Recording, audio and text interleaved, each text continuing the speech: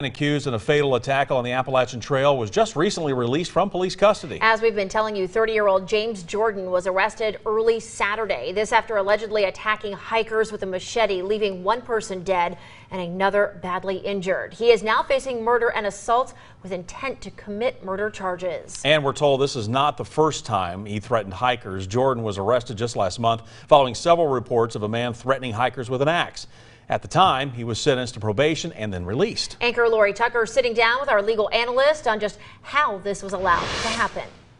It is time to talk about another case in the headlines. Greg Isaacs joins us now. So, Greg, this deadly attack on the Appalachian Trail, it almost sounds like it's out of a movie. But one huge shocker here, the suspect was arrested just a few weeks earlier and then released. And there were people who complained to authorities saying they were scared. So how did all this happen?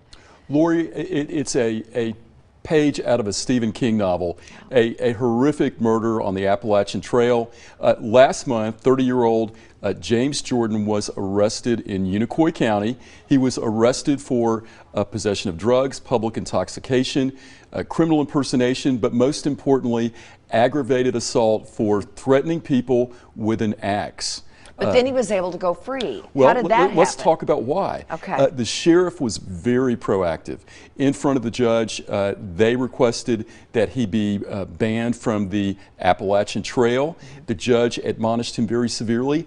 But the offense that could have created the greatest risk of jail time, assault with a deadly weapon, they couldn't prove it because the hikers that were the victims didn't come back. Remember that the Appalachian Trail spans 2,200 miles, Lori, 14 states. It runs from Georgia to Maine. So you have a tremendous amount of people that visit and participate from all over the United States. So they didn't have names or any way to track down these people who saw the weapons. Well, we don't know that they didn't have their names. We know that they didn't want to come back. 'Cause think about it. They could have still been on the trail.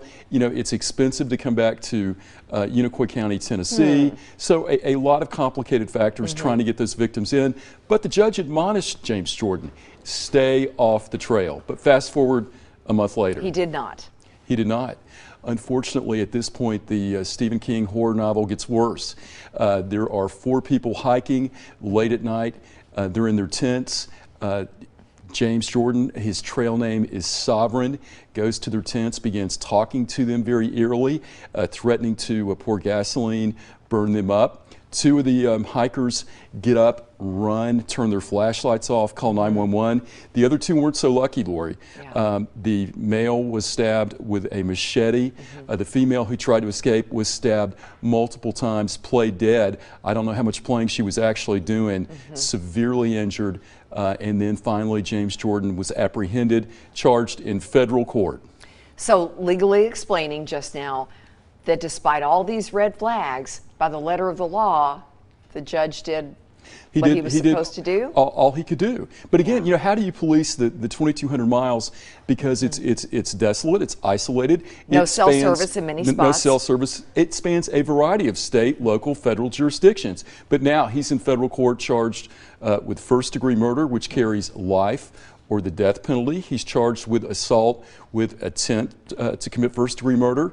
But here's going to be the flag. The lawyers have already requested a sanity and competency evaluation. There were orders put down today on where that evaluation is going to take place. All right.